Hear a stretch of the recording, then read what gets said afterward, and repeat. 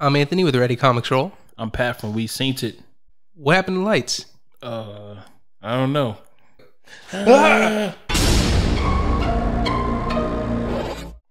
So before we jump right into this, be warned, this is going to be a full in-depth spoiler review of Jordan Peele's Us. So if you don't want it spoiled, again, just come back to this later. Because we are also going to be looking and kind of explaining what the Tethered are, and also that ending that seems to have everybody a little puzzled. Yeah. It seems like. So right off the bat, one of the things I really appreciate, it's unfortunate that, you know, there's always going to be a comparison from one of your first works or what's considered one of your greatest works to something that's newer. And that's definitely something that happens with Us. Mm-hmm. But I do want to say what I appreciate about, you know, Peele's understanding of horror. And I mentioned this before. I just love his eye for detail, and how, you can just tell he has such a passion and understanding of the horror genre. And he's able to weave it so well into these films. Because right off the bat, one of the first shots you see takes place, and for starters, the setting is like 1986. It takes place in the past, and right off the bat, you have the Hands Across America kind of shot they had on television. But if you pay close attention, which I thought that it played on a little too long, but okay. Yeah, I mean, there was a lot of scenes in there that was like, it's a little too long. It's true, but okay, I'm gonna let it go. Yeah, give it a pass. Yeah, but I'm glad it took a little bit longer, because it allowed me to really kind of, because I'm big on Easter eggs and references, and it seems like, you know, Peele is too, and at least throwing him in there. Because you pay very close attention to the left side of the television, you see a VHS tape for C.H.U.D, the cannibalistic humanoid underground or dwellers. That's what it was. Like, it's like S.H.U.D. It's like, you know, like the joke you made. It's like you just threw a whole bunch of words in there. They just threw a whole bunch of words just so they could make the word C.H.U.D. Which, funny enough, as you watch the film, you can see that it was definitely one of the inspirations for the main plot ideas for Us. But then on top of that, on the right-hand side, if you pay close attention, you can see Nightmare on Elm Street VHS that's there. So, again, just see such huge appreciation for people when it comes to references, because then you see Adeline with her family at the carnival. Mm-hmm. And as you know, the father's kind of a little drunk. He's a little drunk, and apparently, I guess he must be some type of actor. Yeah, because again, another awesome reference. Yeah, is they're there. He's like, hey, you know, they're gonna be shooting a movie here. Maybe I should apply to be an extra. Mm-hmm. So immediately, I'm just like, oh man, I need to figure this out. And around that time, I'm like, all right, 1986. What around that time on that Santa Cruz beach we're shooting there? Lost Boys. Yeah. So that just to show you kind of the level of cleverness, and again, the Easter eggs and throwing that stuff in there, which is pretty fucking cool. Yeah, that was pretty fucking. He told me about that, and I was like, oh shit. That little caveat just made this movie even better. Exactly. The fact that it's like, yeah, we know what good movies are. We know what a cult classic is. I'm like, yeah, of course you do, man. That was pretty fucking dope. So, and then this is what leads to a major plot point and a major part of Adeline's personality and having to deal with PTSD. Because what ends up going down is her father's not paying attention. He seems kind of like disconnected. Yeah. And she kind of runs off, and then she goes into this attraction, which is like the spirit guide. So, you know, go on, find yourself. And that's when she first experiences this traumatic event. She sees this girl who's not her. Yeah. Because the whole thing kind of shuts down and goes a little crazy, it's a little spooky before. And then, of course, it cuts to the present. So, you know, it's supposed to be modern day. It's supposed to take place, like, now. Yeah.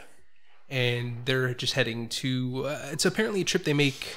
I don't think they ever say how often. But it's... Well, she said that... last year. The father said that... no, they lost the grandma last year.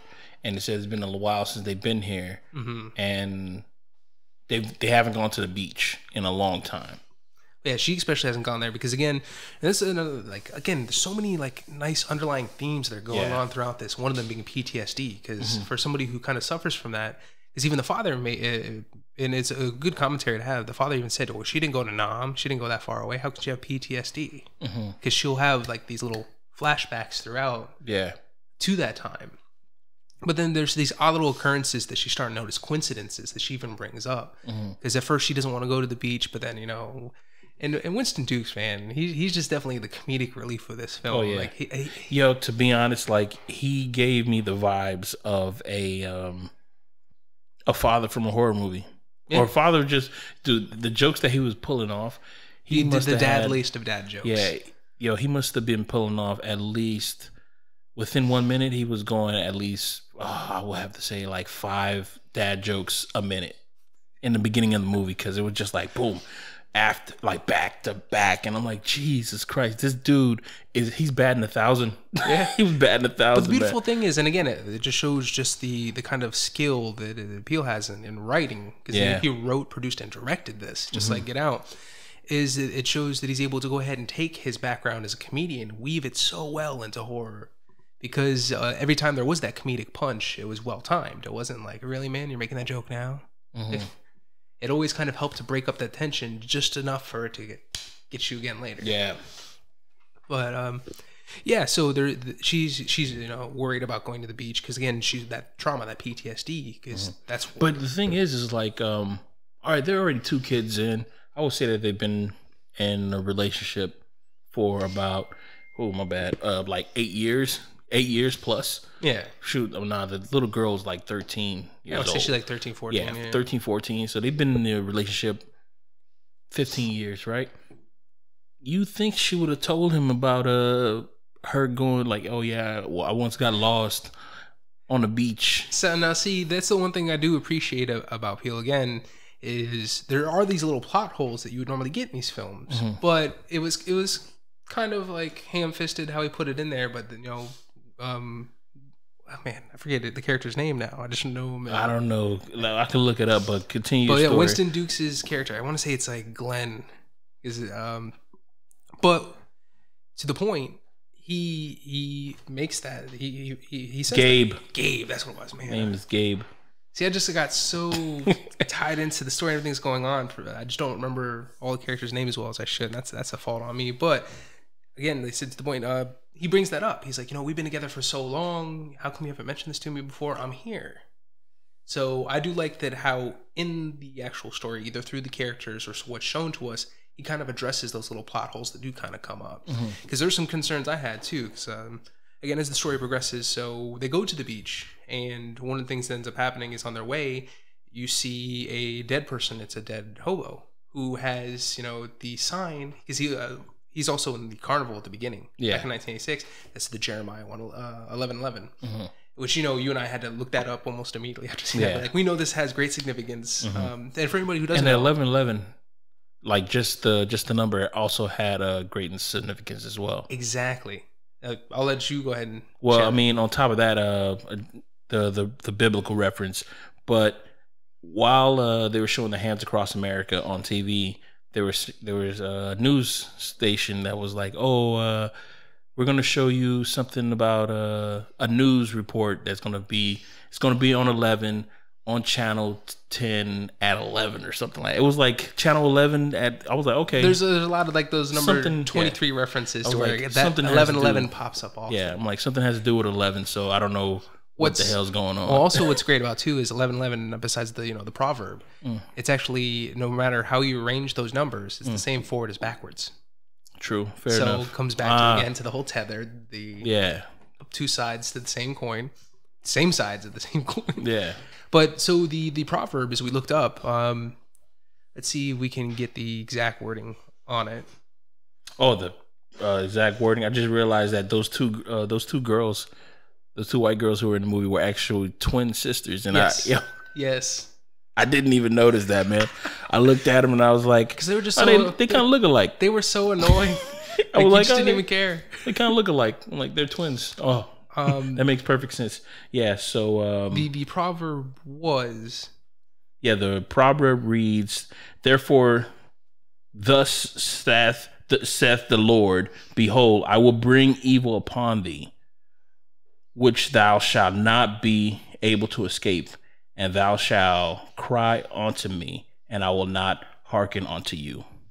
Which, if you ever notice in a lot of different horror films, because later on it's actually revealed that the Tethered are experiments. They're human clones. That was made by the U.S. government. And was it the government? Because they said it was made by them, but it didn't say who them were. We know it's the government. Then we're going to have FBI's breaking in and kicking down. They're not too much. Yeah. But then it was like, Because what it was is they wanted to try and control people. Yeah. So they basically, like Lupita's character, Edelyn says near the end, is the whole, you know... They made the duplicate of you so they can control you who are above. Yeah, because they found out it's not two separate souls, it's a shared soul. Yeah. So it's an interesting little bit. No, it's not a shared soul. They have the soul and they're soulless. No, because they said because remember she says it's one soul. Was it? Yeah, she said this one soul. That's why you notice, and then they show you the scene where everything that everybody's doing upstairs. Yeah, they're doing it. But above. Yes. They're doing below. So that's the weird thing. That's where she pointed out they're special. So you do eventually get to the point where, like we see in the trailer, where after you see the son ends up seeing one of the tethered, one of the ones in red sees the bloody hand, and that's when she's like, you know, where's the son? Find it. They go back. Later that night is when you see the whole family out on the driveway, and you get the whole scene that you see where they're very clever. They break in, and the tether that we saw that was on the beach was the guy, the old dude who was having the Jeremiah. He already killed his tethered. Yep. So he was there. He was already set up, ready. He was already ready to go. Which will explain what that's all about in a little bit. He was ready to link up with everybody, but his mission is already accomplished. But then Gabe goes out there trying to act hard, and he's just like, you know, he did the whole classic line. You want to act crazy? We can act crazy. We can act crazy. Oh my God, Gabe reminds me of like friends who I knew who's like, yo, you don't get down like that, but okay, if you want to be that person to get angry and stuff, call the cops. Call the cops. If somebody's outside your house or something like that, standing in that type of like linked up, it's like five of you situation. That's why Lupita's character, she was the smartest one out of all of them. Yeah. Like she immediately, first thing she did was like, I'm calling cops. I'm calling the cops. And he's like, seriously, you calling cops? 14 minutes out. Yeah, 14 minutes out. Which I was like, nah, it can't be 14 minutes. I'm like, something's gonna be wrong. 14 minutes out? Nah, something's up. And sure enough. But then, you know, then he comes back and I was like, all right, call the cops. And she's like, you know, it's already 14 minutes out. But then, and this is where, and I will say this. I love horror movies, and I love, again, what Jordan Peele tried to accomplish, but I kind of already figured out the twist almost right from the very beginning. See, man, and it's not a lot of people bad. do that. A lot of people do that with horror movies, but you just got to go into movies, even if I already know, like, you know, because usually people just tell me the spoiler because it's like, I don't care. I'm just gonna watch this movie. I go into it like just blind, thinking like, okay, even if I know the ending, I'm gonna watch this like as if I don't. Well, this thing, I went into it blind. Like I said, being a horror buff, there's just so many things that there's certain tropes that I think any filmmaker can't escape. If you're a fan of horror movies from the 80s or shoot, even from the 70s, the Amityville horror movie, this movie is it. This movie, like, it encompasses all those horror tropes in this movie. It is like an homage to like 70s and 80s horror movies that has something to do with the family, like the Poltergeist, Amityville Horror, which is another one that. Those only two big ones I can remember right now. Older ones, because the only ones I can think of are some of the more recent ones. But again, I mean, you can also talk about Hills Have Eyes, but that's like really. That's extreme. Yeah. That's fucking extreme. But then that was the whole thing with so, you know, Gabe comes in and the whole home invasion happens. But that you were laughing too, and it was hard not to laugh along with you when he's trying to push the door. Yeah. Because that's what I was mentioning. So the dead giveaway. So one of the first things that was dead giveaway to the twist was how they were able to get the key. How she knew where the key was. What do you mean? You're talking about when they were at the neighbor's house? No. Remember, they didn't break into the house initially. Lupita's character, the tethered version, or what we were meant to believe was the tethered version, she went for that little rock that had the key. Yeah. Because remember, Gabe even made the joke. He's like, "What kind of white stuff is that?" Yeah.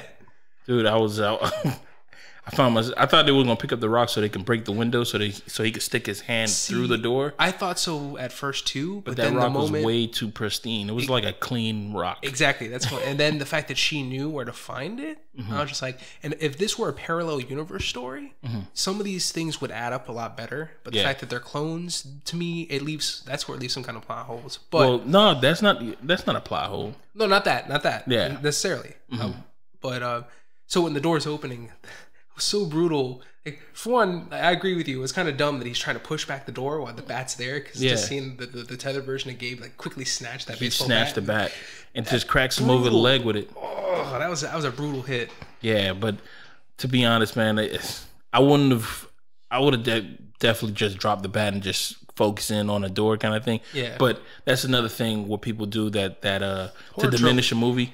You don't try to put yourself into that situation, even though that's the perfect way to fall into a good movie. Like, you put yourself into it, but you got to see yourself as like, all right, I'm in this situation. I'm doing this.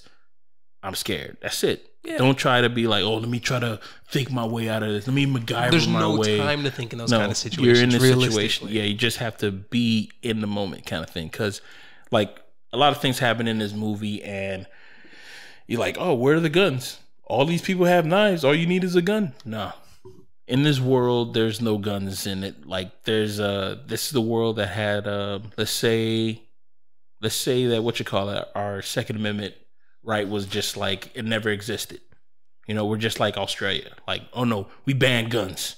So everybody's just walking around with knives. So this is the world that we live in. Mm-hmm. Think of it as England or Australia kind of thing. Boom. So that's where we have the sit down, and that's where we kind of get the reveal. So the one thing you'll notice about the Tethered is they don't speak. It's all just grunts and noises. But however, you know, Lupita's character, Adeline, her Tethered can speak. So again, that's another little thing that was kind of... When she started to speak, that made me really thirsty, because she did like that little... Because she went that, yeah. She rubbed her throat for a second, and she's like...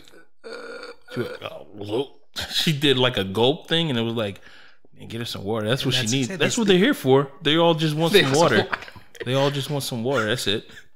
I'm like, man... So she kind of does the big reveal. She's like, you know, and that did fill what I thought was going to be a plot hole. It's like, okay, they're all clones, but she even says like, this is an experiment that happened like 30 years ago, generations past.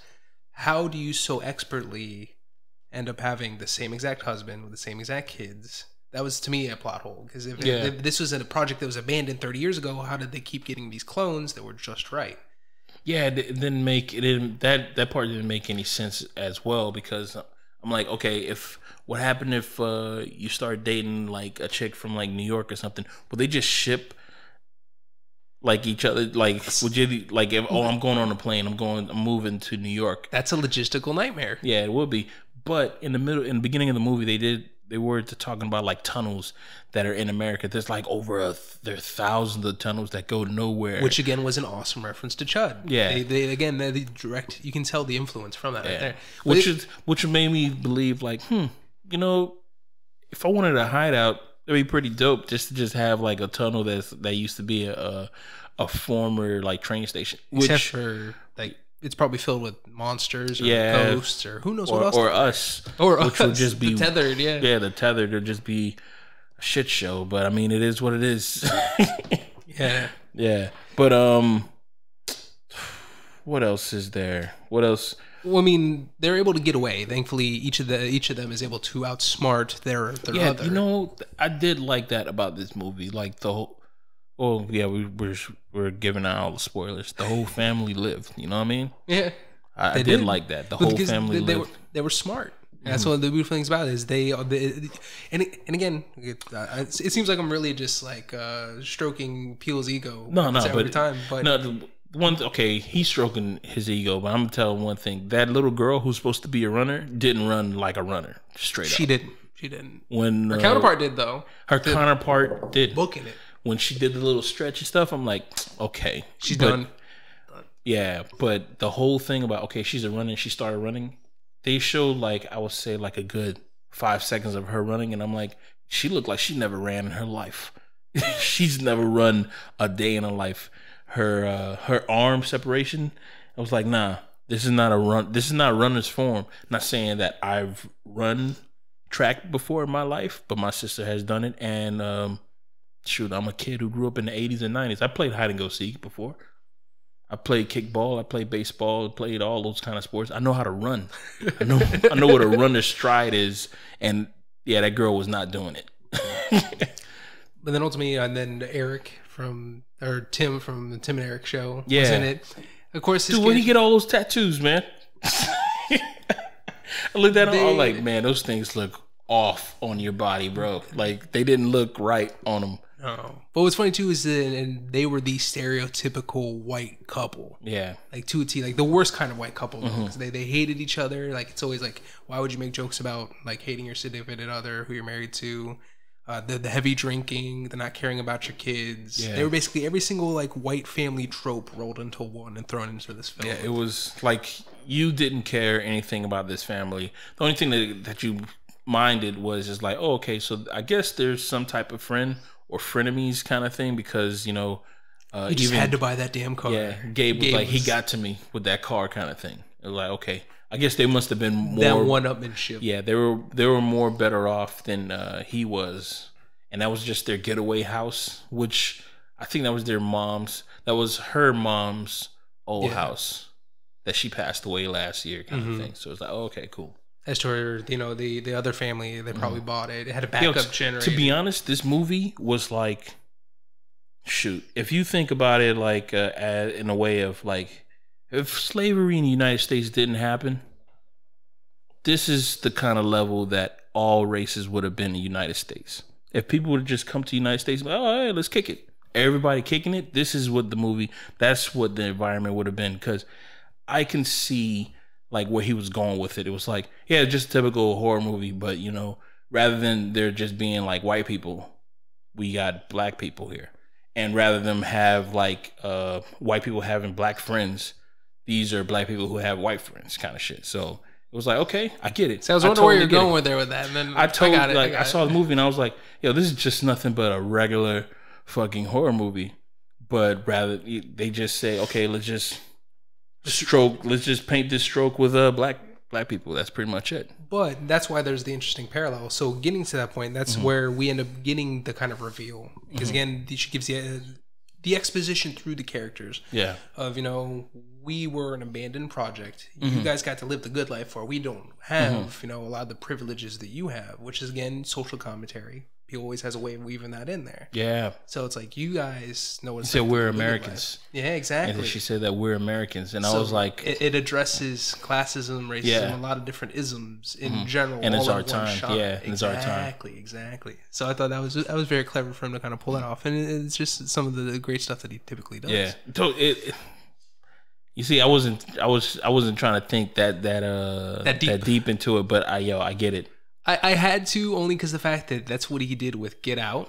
And again, I'm really... but I definitely get that. Films. And the cool thing about it is, if you think about it in the way of like these black people are like white people, the fact that they were playing classic music, you could see white people play like what's that movie that has a documentary on Netflix, Motley Crue or something like that. Yeah. You can see them playing like Motley Crue or some shit like that, and like this is a classic that you know, black people consider like 5 on it. It's like a dope ass fucking song.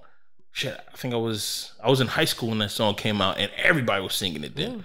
The Chronic, dog, everything. Fuck the Police by NWA. That was on there, and yo, the reveal of that song was fucking beautiful. It was fucking beautiful. I was like, yes, they're playing nothing but classics out there. I mean, what is the white equivalent to Fuck the Police? Shit, man. I mean, let's go Queen. I guess that's Queen, Bohemian Rhapsody, I guess. Don't look at me, man. I don't know. I mean, maybe that's just a question that we need to ask the people. Let us know down in the comments below. What is the white equivalent of NWA's Fuck the Police? Yeah, what is because I need to know. But you know, you're right. So then that's where we get, again, a little bit of comedy. Because I Fought the Law. Maybe that's the name. That's the equivalent. I Fought the Law and the Law won. Yeah. Maybe. That's Johnny Cash. I'm Johnny Cash. I don't know. Yeah, but yeah, continue what you were saying. No, again, some of the humor, it's just so well timed. Yeah. As that, you know, the white family is getting murdered. The wife is like crawling, Dude, and she's the like, way stop. they got murdered was so like Instant, like yeah, it was like jarring. Whoa, they started dropping quick. It was the first twin to go, then it was the father, then it was the third twin, and then the mother. No, actually, yeah, it was the mother because she got stabbed. She didn't die.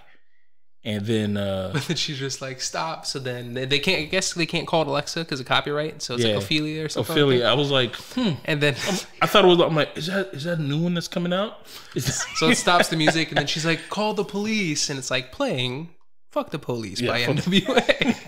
Which is something that Alexa would never do because she doesn't curse. No. Well, my Alexa doesn't curse, even if I was to play. But you know what? I will say this. That was... tonal wise for the scene was also perfect, because that's when you see like the family, because they're going to try and visit the family, and they're like, oh, you know, they got the music blasting, what's going on, not knowing that the Tethered are already there, or that the Tethered are doing this widespread kind of thing just yet, and that's kind of confirms it. And when the mother gets pulled in, that's when you see like the kids just go and, you know, I don't even know the phrase for it, they just become badasses. That's, I guess, it's and the way that the mother got pulled in was kind of like C.H.U.D-esque. Yeah, but also like all you just saw is nothing but all arms. Yeah, you just like nothing but arms and just pull her in like that. Which I have to relook at that scene because the person who was on the bottom must have had the longest fucking arms, because it was like it's like you see like short arms on the top. It wasn't one of the twins. It couldn't have been. But it couldn't have been the father because the father was out already, wasn't he? Yeah, he was already out chasing Gabe. So it's, dude, I don't even think he has a name. He does. It was Josh, I think. You're talking about the one Tim played? Yeah, Tim. I think it was Josh. Oh, was he Josh? Oh, because I only remember Google that because that's such like a basic name. Yeah. It's, oh my gosh, this movie had a lot of gems. I'm waiting for there to be like, you know, somebody's going to have their deep dive into what this shows. It might actually be me. Not gonna lie. About it, yeah, because showing you all the like, little things there. I'm one of those people, like, I saw it. It's an alright movie. Let's go on about it, because I mean, my review of like most movies are like, I don't like it. It just didn't sit well. It didn't sit well in my stomach. Well, so again, so they're able to the children are able to like. Tough as nails, like they're playing it smart now. They're grabbing weapons. Yeah. The second the one twin comes out, she just takes that golf club, wham, knocks her over the ledge. Oh my god! And then she's like rolling her shoulders, like, okay, I got this. And like, I know in the horror movies they go from being people who have never killed anybody before to like, killing people so quick, especially in like zombie movies. People goes like instantly from like, oh, I've never killed, go to 0 to 100. Yeah, I've never killed an animal or killed a bug in my life to like, oh, I'm gonna take this person's face off with this garden shears real quick. And this girl did it amazingly. She cleared a house full of people who were killers in amazing fashion, though. Well, remember, she technically only got the one kill. Because they made a joke. Yeah, they made a joke about that. So after they're done clearing out, when they're done clearing out the house, they take the car that they were joking about. Which that argument to me at that time, it was off base. Everybody who was arguing that point, to me, if I was in that car, I'm like, you guys are fucking crazy. Psycho. To be having this kind of conversation, let's get the fuck out of here. Because the situation was that Lupita went into the house to go grab the keys for the car. Then one of the twins that was somehow still alive, the daughter, after falling from the second story to the first floor. Well, no, and taking that hit too. Yeah, like, taking I that hit. I actually thought that her neck was turned around. Dude, her arm was flipped around like this. She was messed up bad. She was messed up. But that was also another thing. So, like I said, a thing that kind of revealed the twist to me way too soon was that grunt. She had that primal gratuitous grunt as she was beating in and finishing off the one twin. To where even the son walked in, he kind of looked at her like, whoa. That was kind of another thing that kind of revealed things right off the bat. But you would think that they would pantomime everything down there if they're mimicking us.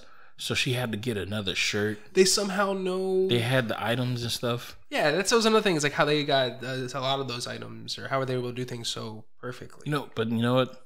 Again, don't think about it. You can't think about it that much. Now comes the horror. Now comes horror. These waters are shallow, bro. Don't be trying to deep dive head first into it. You break your neck.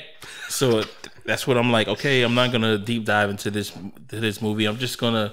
So, it's a wading water or one of those lazy rivers. Yeah, that's what it is. Don't be trying to like dive in over here. We get to the point where again, so all the other family members are slowly being picked off. Yeah. Even the son gets to get his badass moment where he notices that the other son, who they decided to name Pluto, and it's sad that I don't remember the actual son's name, but I remember Pluto. He had a name. Yeah, he had a name. They all have names. What's up with Google? They're not giving. Oh, Jason. That's what His name was Jason. His name was Jason. But he's able to trick.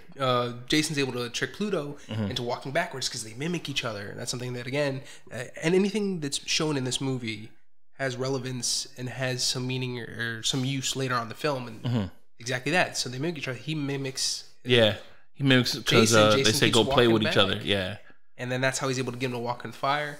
Which just now leaves the Lupita Adeline her tethered. Yeah.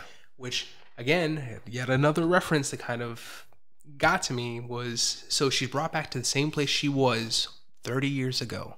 Now it's Merlin's personal quest instead of it being the spirit quest. She knows exactly where to go. And there's a lot of different doors in a lot of different places. When she first she finds the hidden door with quickness.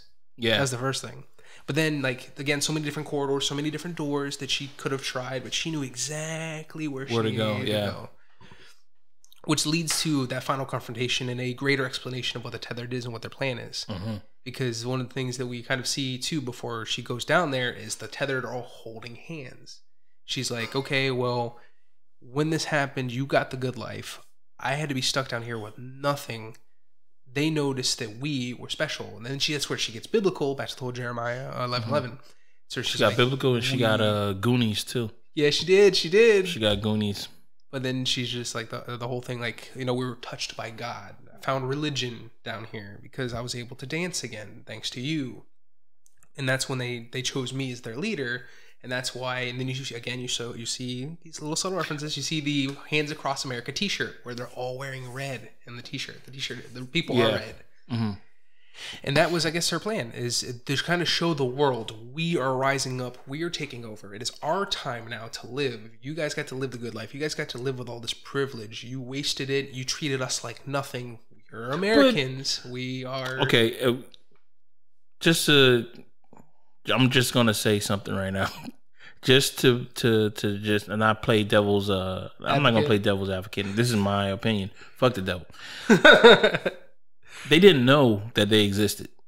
The thing that I think Lupita, the evil woman, what is that she said that you could have taken me with you. Yeah, you could have treated me as an equal. But it was just a little girl.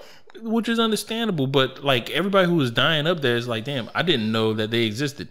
Can you imagine if you had a doppelganger and nobody else knew about it but you? I have a player too, man. Come on, what's up? You have not only a player too, but there's days that you don't even have to go to work because that person could just go for you. Well, then there's been a lot of clone and doppelganger movies where that can go really bad. So I think maybe if you work out an agreement, talking about that movie?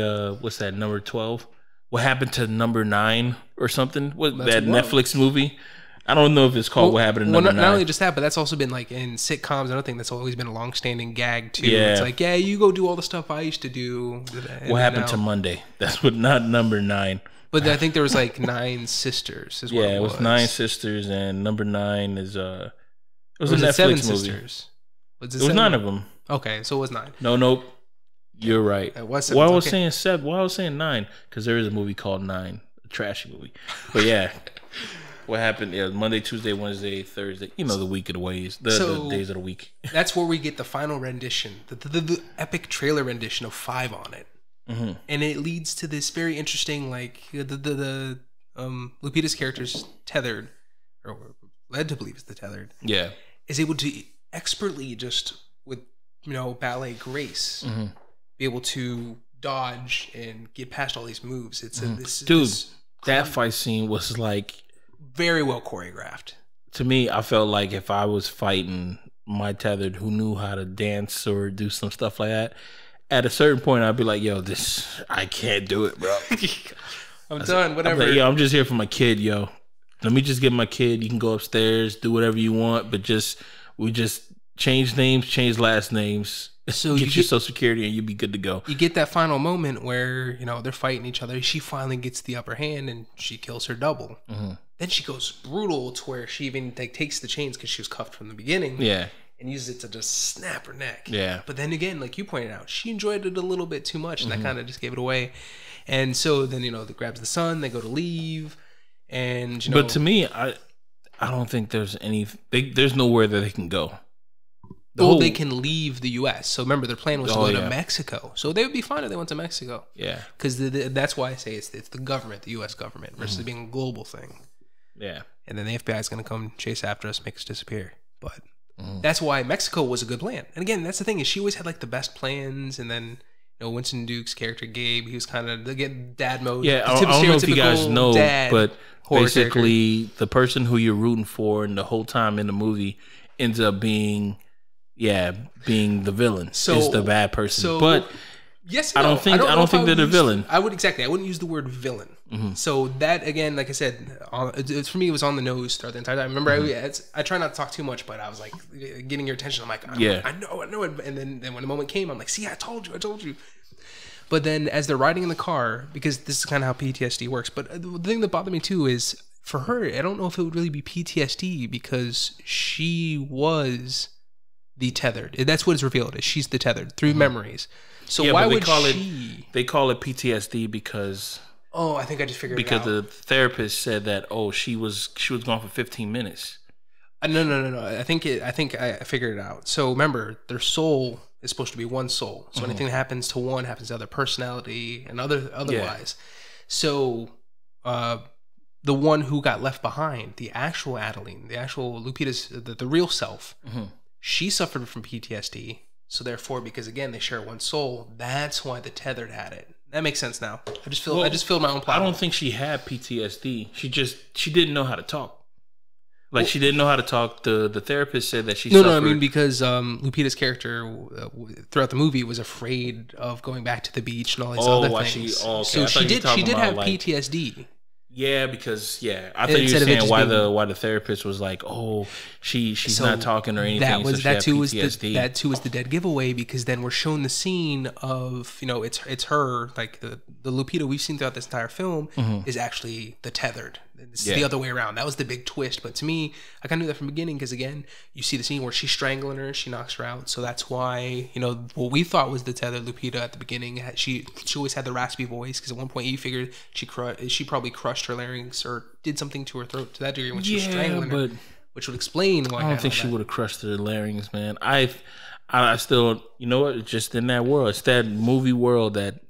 That's the explanation, is her being choked is why she spoke the way she did with that raspy voice. But that's also why she was no other able to Tethered they can't speak. Exactly. They couldn't speak at all. None of them could speak, which make perfect sense because they don't know language. They were never taught to speak or anything. Because they were abandoned and they went mad. Yeah, because they had no direction, no nothing. Yeah, so they were just grunting. That's all they did, was just grunt and stuff like that. But then the son looks at her, and he knows, though, because as she's having these flashbacks, the son remembers the 2 times that he saw her go kind of crazy primal, like the Tethered do, and also even kind of grunted the same way that they did. The time when, but I think they're gonna grunt and stuff like that, just like you do, because just based off of the way they grunt is more, like I said, primal, gratuitous, almost kind of like mad. Like it's a language too. Yeah, because when Gabe, when his doppelganger was on the boat, he grunted to like communication, like it was like a communication kind of grunt. And I guess he must have, there was some type of response or something, and then he fell off the boat kind of thing. I still don't understand how he died. Did he die from the blade? Yes. So the blade motor is what kind of chopped him up a little bit. Because what he did is Gabe, like a boss, decided to go ahead and he's like, I don't know how I'm gonna get out of this. He's about to get stabbed. Yeah. So to start the motor up, you're supposed to hit it. So he headbutts it. He headbutts it. Yeah, which was like, okay, cool. Which is like, okay. I thought what happened is that he while he forces his head down, kind of thing, he hits the motor, but the shears like somehow went into stabbed him or something, because it happens so quick. But they don't show you anything about like the blade or anything. You don't see the engine doesn't even turn on. Like it doesn't, because even if the blade like was to kick on and stuff like that, like you would still hear the motor like. You got something. Like you'll see that kind of shit, but I didn't see it, didn't hear it. I mean, people who've never been on a boat will understand. Like, okay, I get it. But I've been on a boat and the blade doesn't move all the time. Like you actually need to like go forward in order for it to go. But it's not my world, bro. This is a horror movie world. Whole different sets. This is a world where there's no Second Amendment, and apparently there are doppelgangers in every tunnel around. Which, if you live in Florida, is pretty good because we're below sea level, so there's no tunnels here. So you'd be good living in Florida. That's why I think we'd be okay. We don't need to worry about, about our doppelgangers or anything like that. Yeah, nothing to worry about it. No. But that's what gives us our closing shot. They're driving off in the ambulance. More than likely, you could, educated guess, figure they're going to Mexico, like she originally said, to get away from all that. But that's when, again, she has those flashbacks. She looks at the sun. The sun looks at her, and it's like he gives her that look, like, I know. Like, he was like, he had that something's wrong. But then she kind of smiles, and then he kind of just he goes with it, because he has to, because that's the woman who raised you. Exactly. So that's the thing too. Is a good message in itself too. Is despite your starting circumstances, that you can rise above and you can make something of yourself. That's exactly what that Tethered version of Lupita's character did. I mean, through some pretty dark circumstances to begin with, she stole somebody else's life. Yeah. Which is also kind of a dark message in itself. Because, I guess the symbolism I would see in that is, some people, they can find that good life. They can, get to that point, but sometimes they'll have skeletons in their closet. They might do some bad things to get there. Yeah, that's what I'm trying to understand. Because, okay, remember when the Tethered Lupita was having a conversation saying that, okay, while you ate all these fine, delicious foods and stuff like that, right? Right. So that is. I'll let you finish. Yeah, right. She said that while you ate all these fine, delicious foods and stuff, I ate rabbits raw, kind of stuff. Except on Christmas when they gave us like sweet, delicious stuff. Like I forgot what she said. Something about delicious fruits and some shit like that. And I was like, okay. No, that's not what she said. What did she say? She said they gave him something. No, she was talking about toys. On Christmas, they got all these great gifts, but then what we got is we got toys that are so sharp that they would cut into us. Yes. So probably scalpels. That's something what I'm thinking of. They were playing with scalpels. That's what was cutting into them. But no, that for me is one major plot hole. But she said that they got something like. I think she was talking about. They got something good on Christmas. Like they had like something good to eat on Christmas. No, I think that's when she was still referring to the people above. They got all the good stuff. Okay. That's what I was like. But you brought up a good point. That is actually one major plot hole to me. Is okay, they're tethered. They're down there. They share the same soul, but not the same body. They don't have health care down there. They're eating rabbits raw. That's their only source of sustenance. How are they living past like? How they keep the same shape? Well, how do they keep the same shape? How do they stay alive? Because there's no way of treating diseases. If any of them ever get sick, they're done. I guess there's no diseases down there. Again, like you said, we just have to go with horror movie logic.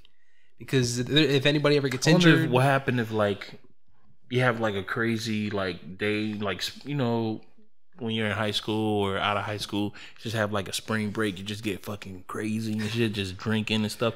What are they drinking? How are they acting when you're drunk and shit? Are they getting wasted? They're pulling a Bear Grylls and they're drinking their own piss. They're drinking their own piss. It's rough, man. It's rough. I hate that I had to make that reference. Rough being a Tethered, man. It's like it's a rough life, man. But I mean, it's I say that everybody should watch the movie. Yeah, I mean, just as a horror movie in general. So I think that's where I found my new Halloween outfit. It's easy, simple to do. Leather glove, shears, golden shears, Oh, you just spray paint gold on. Yeah, and then red Dickie outfit, which was a nice touch, a nice fucking touch for that movie. I'm like, huh, red Dickies, especially because the Hands Across America, and again, like I said, the people. But so the final shot that you see after all of that, that was a plan, mind you. That was a plan that they followed her when she was she got kidnapped from like 8 years old or something. Yeah. That's an 8-year-old plan. She planned that whole thing to happen. No, the 30-year-old plan. Well, because it was 1986. But she didn't get no education. Yeah. She didn't have no like I'm thinking of her as like Arrested Development kind of thing. Like she's 8 years old. How did she develop to the point where she's just this master strategist to come up with this all this other stuff? Yeah. Master plan of hers. But we see her master plan unfold. She said, she remembered the Hands Across America. She sees the T-shirt, again, the trauma. And that's her plan, is to go ahead and make the statement. That's why you see that is the reason why in the final shot where you and I were like, oh, man, when you see them stretching for miles and miles and miles. You have helicopters even recording them. What is the next? So I think that was, because I remember you asked me about that, it's twofold. What is the end goal? Like, okay, we're stretched around America. Good for you. There's helicopters in the air. They're gonna take you. They're gonna take you out as you're holding hands with all these people. Well, it's twofold. One, her master plan was for the whole world to see we have arrived, we have risen. This is our time now. This is our place. This is where we belong, and we're gonna fight to keep it. Which is why they killed all the other. They didn't have to do any of that. They didn't. But if you think about it, the statement. You see, here's the thing that sucks is because I think about it. I'm thinking about it as just like a horror movie, and the monster is trying to be human, right? But if I think about it in the way of like the have-nots are mad because they want what the haves have, I started to feel like, damn, I'm the bad guy in this because I'm like, why are they doing it this way? They don't gotta do it this way. Well, we need to build a wall around them, kind of shit. I'm feeling like I have that kind of fucking feeling. See, this is exactly the point I'm making. Is that so it's like I'm conflicted. Yeah, I'm conflicted. It's such a good commentary to have, and it's so well put out there. Yeah, because that's exactly the point. It's like, yeah, okay, well, because then you look at revolution throughout time, and although I do not support violence to make a point, it unfortunately does make a point. And that's exactly what they decided to go with. So they went with the Hands Across America, and the people out there in the world, the news, they were showing like some of the news footage and stuff like that, where you see it happening. Yeah, and they don't know that they were doppelgangers. No, they just see as just regular people who are out there just stabbing another person. And then what they thought was protesting. Yeah, that's what they thought. Which, in a sense, it kind of was protest. Again, they were sending a message. Yeah, or as he says, some type of what did Gabe said, a joke. He said, "Man, it's like some type of performance art. Performance art. This is some lame performance art. Like some lame performance art, man." But that is the meaning of seeing these people stretch for miles. It's not the best plan in the world, but it's still. She accomplished exactly what she set out to do by them doing the Hands Across America. Yeah. Quite literally, as they're stretching all the way around, they are sending that message: we're here, we're taking over. It is our time. We are getting what we feel we've always deserved. And that's what you think. I really felt like she just basically used those people as puppets, and she just really wanted to get back up to Earth, or get back up to. I completely agree with you that part of that, like the nail in the coffin for her, like or the master stroke of the plan was to get that vengeance. Yeah, because she didn't have to go attack her family. She could have called like another group of people, like, yo, you guys are way stronger than my family, than my doppelganger family. I want you to go up there and take them out. She personally went out and attacked her people because that was a straight up message, because it's like, yo, you took my life, I want it back. And just to add more like hurt to it, she got their like family friends to kill their family friends kind of thing, which made me feel like, oh shit, doppelgangers are just killing themselves. Yeah. But then you just saw like on the news, they were just people just randomly just killing. I think that it's anybody who interferes with the plan is what it comes down to. Like the daughter, she ends up killing that guy. It's like, hey, get off my car. Like he was kind of just in the way. Yeah. So I think that's what it comes down to. The plan is to kill yourself. That doesn't sound great out of context. You know what's crazy, man? Because even in this world, man, me being as paranoid as I am, man, if I see that somebody's on top of my car, I'm automatically thinking that you're batshit crazy. So I'm gonna be like, hey, 911. Hey, get the fuck off my car. If I see you look at me and then you don't make no type of like human reaction that shows that, oh shit, I'm sorry or something like that, I'm automatically thinking, motherfucker, you're either a zombie or you're out to kill me, and this is just some type of plot. Like, you just want me to look at you while somebody else is gonna try to stab me in the back. So I'm already on pins and needles. So I'm looking around and shit. I'm like, fuck this. I'm out of here. I'm out of here. I'm not gonna be called. Hey, come here. Let me have a conversation with you. Let me give you a lesson. Fuck all that shit. What the fuck? Who am I? Who am I gonna give you? I'm gonna say, hey, this is a teachable moment. You need to stop getting on top of people's car. And he saw the other girl. That's the thing that got me. It was like she just started to just bucket rather than tell, hey, get out of here. That's another thing that pissed me off, because it's like nobody's going to warn people that shit's going off. Like, things are getting crazy. And you don't only got to call the cops. There's other numbers that you can call. A friend with a gun.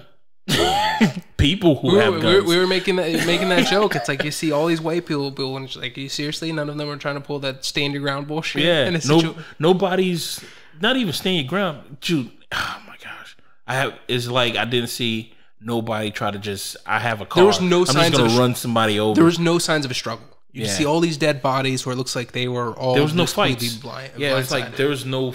There was like no. No signs. No signs of struggle. No destruction. Nobody was like, okay, this person's trying to kill me with some garden shears, so I'm just gonna get a machete. So a bigger knife. That's it. That's all you need. I think we pretty much told you the whole movie. I don't think we could get any more in depth than that. Mm-hmm. Now you know what the whole explanation of the ending is. You know what that ending was all about, what it means. Yeah. You also know about the Tethered. Now it's time for you to know what we thought of the film. We'll go the what we liked, what we didn't like, and then I want to hear your score from a 1 to 10. Okay. 1 to 10. 1 to 10. I'm gonna hit you with a 1 to 10. That's because that's always much more difficult. So let me hear what you liked, what you didn't like, and then we'll hear the score. What I did like, first and foremost, the soundtrack, dope. Soundtrack, dope. I did like that. I saw you get particularly excited when they were playing the Beach Boys. What were they bringing? Good vibrations? Yes. It was like it was good vibes in that house, I guess, before they ended up getting killed. What else? The soundtrack is dope. I have to admit, the location, the houses that they were using, I really felt like, damn, I would really like to chill there. It was pretty. Too many windows, though. Too many windows. Not a fan of that. But cast was good. Not good for any survival situation. Yeah, the cast was good. The story was brilliant. I like the fact that it was an homage to horror movies. Like, there's no takeaway in there that you can't see. Like, oh yeah, this is just like just how we're saying, like the Amityville horror, just based off of family. Poltergeist.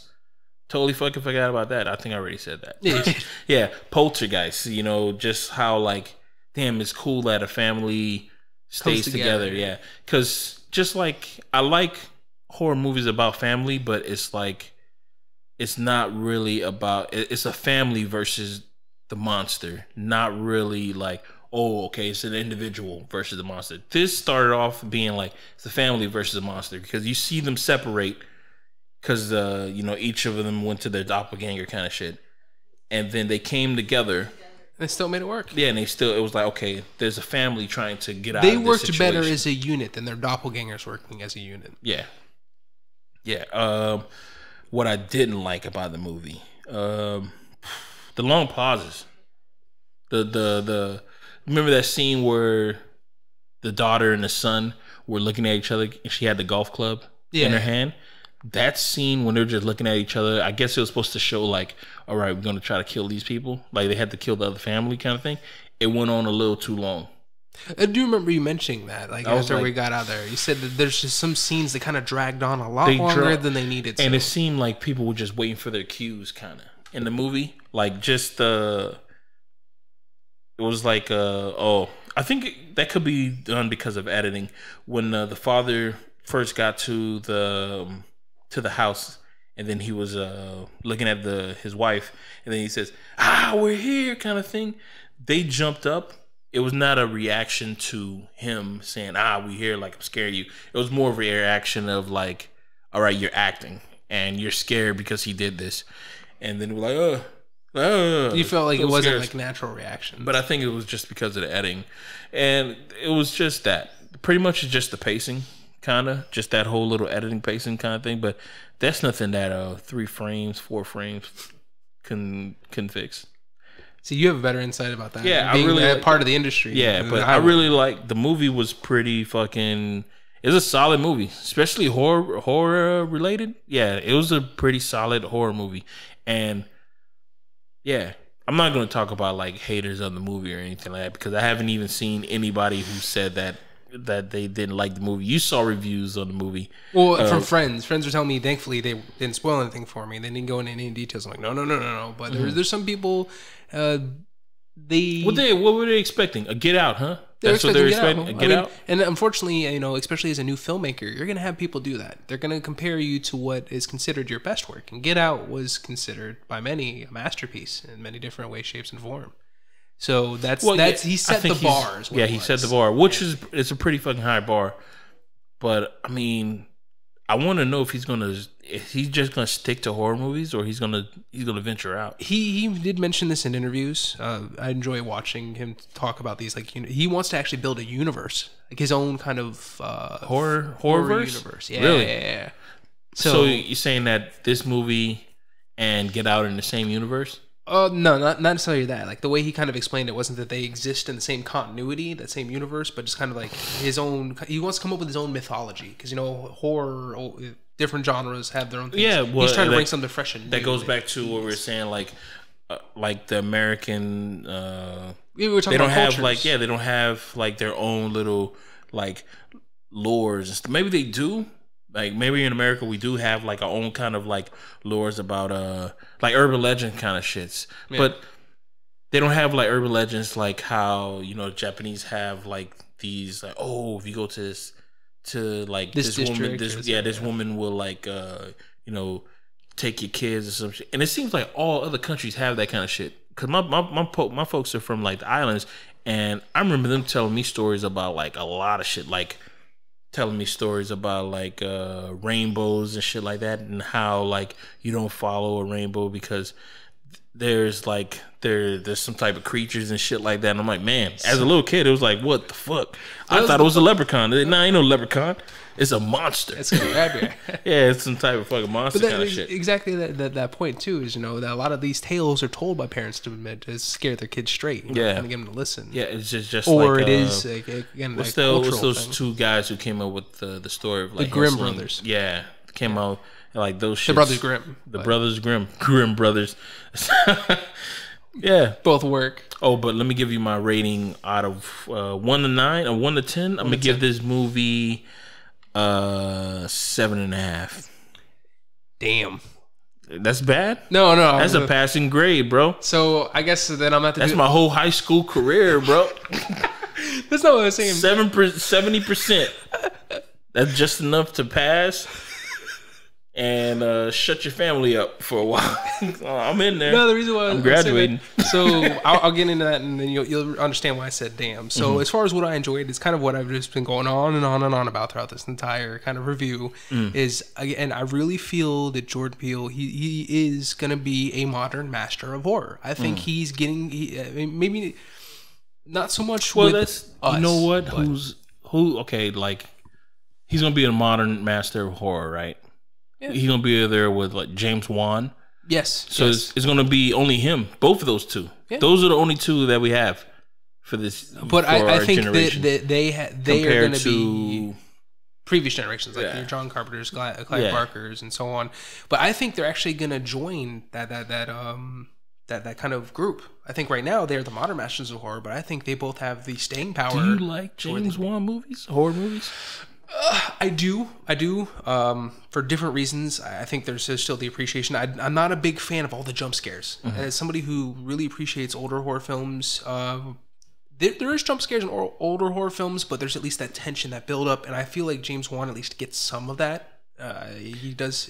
I think it starts to be a little annoying, especially with the music, with the violin thing that he does. It's like somebody who's never played a violin before, and just be like, they say, okay, just let this note just string that shit out for like 3 minutes, and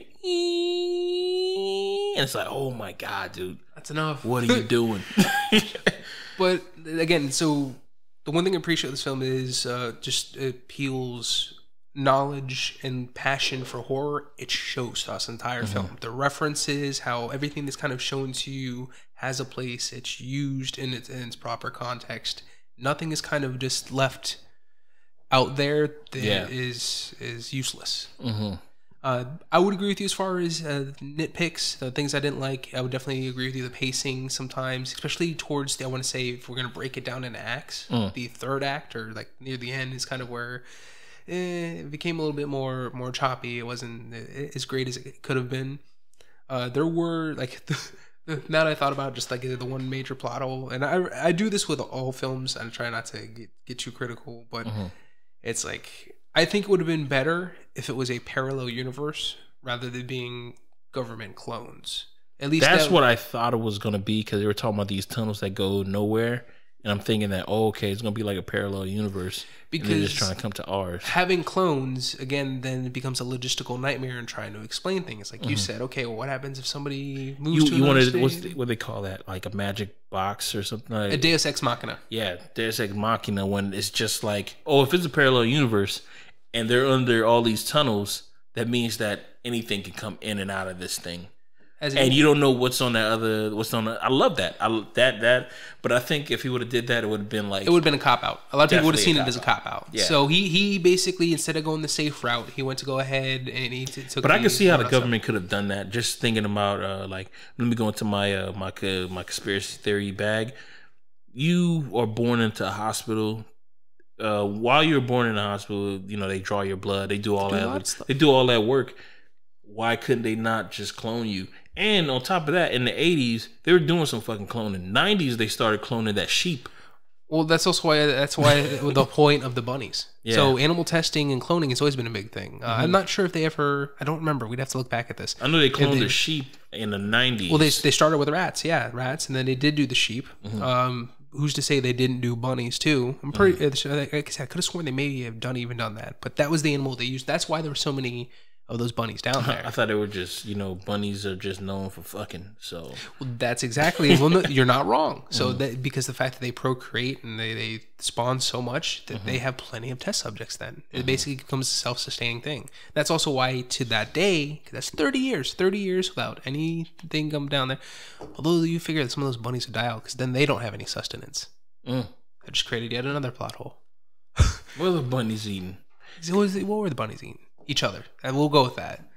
But that's what I mean. So there's the little nitpicky stuff like that. But that's why I said damn, because the funny thing is, for my score, I was going to say 7.5. I almost kind of want to give it an 8, but I kind of feel like 7.5 something, knowing something about like how the government works, which I don't know that much, but if I was to like shut down a program that had like live human beings or some shit like that, I think they would try to kill them. Yeah, you'd find a way. You just wouldn't abandon them. Yeah, you just wouldn't abandon them. Like, okay. Like, you're going to work like 5 days a week. And then the following week, they're like, yeah, let's just not do it. Yeah, let's just not do it. It's those little things that kind of just bug me just a little bit. Because it'd be like, okay, we're going to shut down this program. Okay, Order 66. We got to kill everybody. That's pretty much it. Leave no evidence, because what's the one thing that people always do, even since way back in the 60s? There's always been conspiracy theorists. The government's the enemy. The government's the enemy. You just got to kill them all. You would not leave any evidence. You would not. I guarantee it. Down there has to be like some type of lever that just burns the whole place down to the fucking ground. Yeah. There has to be that somebody, maybe they didn't want to do it because, look, all these lives. They didn't want to do it. I would have definitely did it because I'm like, what's the alternative? Tethered aren't people.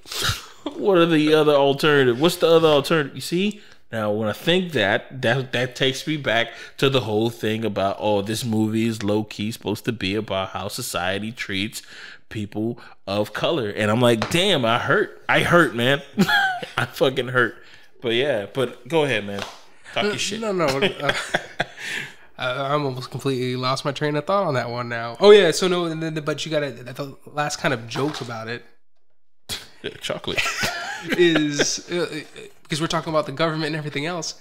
Is I wonder who's alive that was sitting there watching that video of that wall of Tethered, just going, "Oh fuck, my bad."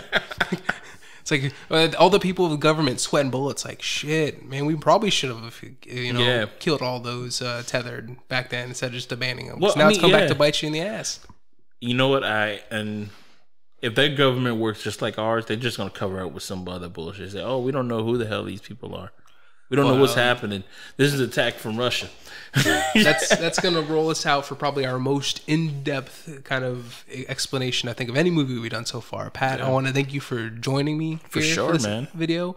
But make sure to let everybody know where they can find you and all the stuff that you're kind of doing. Yeah, you can find me and We Seent It on Instagram, Facebook, iTunes, Spotify, anything that you stream. Just look up We Seent It.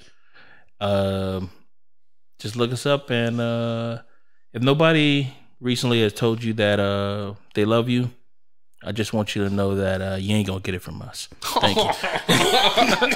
I thought you were going a completely different route on that one. And then of course, you know me, Anthony of ReadyComicsRoll. You know where you can find a lot of our stuff. We do a weekly podcast. We've had Pat on. We're probably gonna have Pat and Kev on again. At one point or another. But you can find us on Spotify, iTunes, Podbean, Google Play, just about any place you can find any kind of streaming. Also on this channel, of course, make sure to like, share, and subscribe. Share this video so that way more people can be educated on if they're left in the dark of how it ended and what the Tethered are. And we just got a lot of other great content on here that we're trying to produce as quickly as possible as well. Follow us on Twitch for random live streams throughout the week. Join us on Discord so you can discuss us. And of course, if you want to help us grow, head over to our Patreon and become a supporter today.